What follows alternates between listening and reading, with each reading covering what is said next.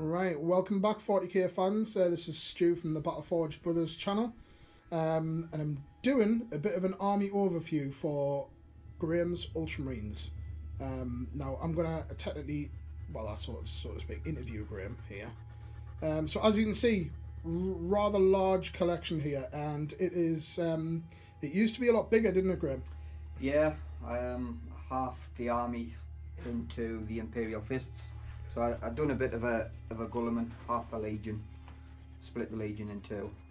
One Imperial Fists and the other Ultramarines. Right, so proper Codex Astartes here and splitting the Legion down. Alright, so how long would you say that this force has taken to get to this size? Well, we started back up, I think it was about 4 years ago, so it's taken 4 years to get to this size. Probably twice as big, until I then decided to split it, but painting it has taken a very long time, and I am still on painting a tactical squad and also a dreadnought squad. Right, cool. I think one of the main questions before I start giving the viewers a little bit more closer look at your Marines here, why Ultramarines? Out of all the chapters, why Ultramarines? Ultramarines, when I first started the hobby back in 2nd edition, just like what they are now, they were the paper boys they were the poster boys, of GW. They still are. So I just decided to go for them. I like the blue. Blue's my favourite colour. So I just thought, yeah, why not? Why not at all? And obviously you heard it here first as well, guys. Imperial Fists will be making an appearance on the channel eventually. So let's have a bit look at this. I'm looking at this big thing at the back here, the Forge World Fire Raptor, yes? Yes. Now, a little bit of background on this, guys, is this originally was a totally different Legions flyer, wasn't it, Graham? Yes, this was a totally different Legion and a totally different era in Warhammer. 30k, I believe. 30k Legion. What Legion was it? It was the Emperor's Children. Yes, I remember when you had it all nicely painted up and then you decided, no, I'm going to paint it blue. Let's get a look at this guy. So, yes, very, very impressive. I don't, as you don't know actually, but I have no Imperial forces at all. So, I'm pretty much the Xeno guy on the channel. And a bit of chaos with the Thousand Sons, of course. But you never know, watch the space, you might see some Imperial stuff, but Graham's very, very Imperial at heart, aren't you? Yes, I am a loyalist. Oh well. To a point. Death to the false emperor, that's what I say. But out of everything here, I mean, obviously you've got the Humble Marine, of course, which absolutely iconic model. Even with the whole new Primaris Marines coming out, I still think these guys are so iconic that I don't think they'll ever phase them out completely, and I really hope the GW don't. I just think they're just too iconic. I know I'm kind of saying the same thing over and over, and especially Terminator's one of my favourite models. Even though I don't do Imperials, I absolutely love the helmets from them guys. So I mean, just taking a look over as well, you've got obviously the bikes. A lot of this stuff I actually sold, Graham. Because originally I did do Ultramarines, and this Humble Land Raider here was originally painted by me, and then Graham rehashed it with his slightly lighter blue. You went for more royal blue, didn't you? Yeah, more royal blue, just giving them a bit more of a regal look. So I kind of went with a lighter base coat and a lighter colour. I think it works personally. I think it makes them look a little bit more, because I know Ultramarines get the whole bad rap of being the goody two shoes of the Codex and all that, and I don't know. I suppose I always think about them like kind of space royalty. So the regal blue and the royal blue kind of goes quite well with them, yeah. I suppose. And then of course down here, the Primarch himself, which I mean, I knew fine well as soon as he came out that you'd have to get him, wouldn't you, Graham? Well, we've been saying this for a very, very long time. Gulliman was coming back. It was just a matter of when he was coming back. And he is back indeed. What do you think is going to happen with this guy now? Manius Calgar with his camouflage base.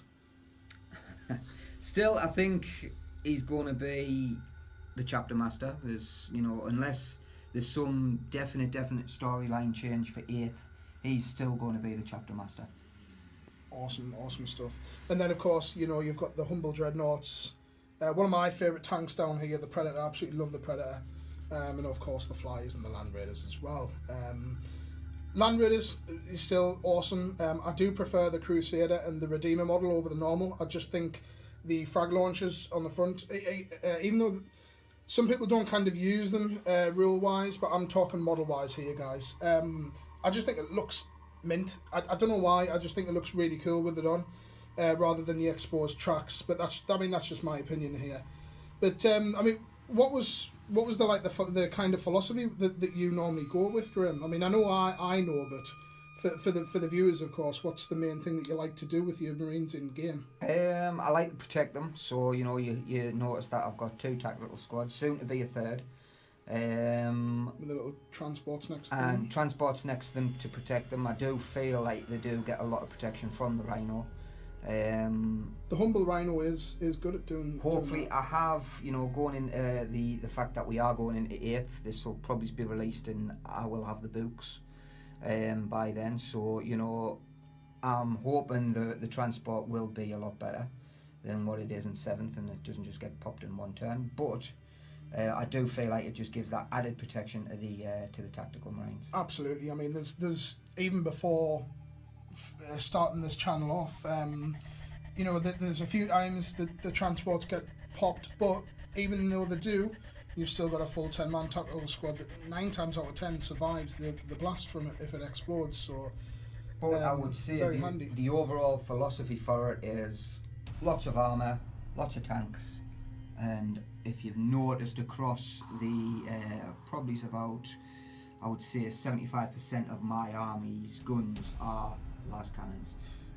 Yes, they are. You've always liked las cannons, though, haven't you? I've always liked las cannons. Ever since playing 2nd edition, they were a big gun, and rumours have it in 8th they're going to be an even better gun. Yes. Would you be adding any more stuff to the force? Well, we are. I am getting the box set. I am getting the starter set, so the Primaris Marines will be in there. They will be going into Ultramarines colours. I will be developing all the new models pretty much around a HQ choice of Gulliman. Right, okay, so Lord of War choice. A Lord of War choice for this guy, so basing it around him. Yeah. Very cool. Very cool. I would like to not re-theme it, but add an extra theme to it of the Indominus Crusade. Nice. Indominus Crusade is very, very fluffy, and I do like it a lot. Alright, so I hope you have liked looking at the paint job and everything. I mean, I know that there's a nice variety. Well, I'm saying variety. There's a nice variety of units, of course, and they look. Personally, I think they look awesome when they're all uniformed. It is nice now and again to see different units on there, because I know you use allies a few times as well, but who knows what's going to happen in 8th edition. But I hope you have enjoyed taking a look at the Ultramarines. They're probably the biggest force that Graham has, and no doubt we will certainly see maybe some new tanks, and certainly looking forward to seeing those Primaris Marines and what they can do as well. And don't forget the Dreadnoughts. Yes, of course, the Dreadnoughts. Them guys as well, that will be getting replaced with the new guys. Yeah. The Redemptor Dreadnoughts, they're called, I believe. Yeah, so it'll be nice to see some new models. But don't forget about the humble old Dreadnought, of course. But it'll be nice to see a bit of a mix-up. So thanks very much for watching, guys. I hope you've enjoyed this short little video of just the overview of the Ultramarines. Like I say, probably the biggest force potentially that'll be on the channel in points wise and collection wise. My Eldar may give you a run for money for that, but we'll have to wait and see for the Eldar overview. But thanks very much for watching, guys, and tune in next time.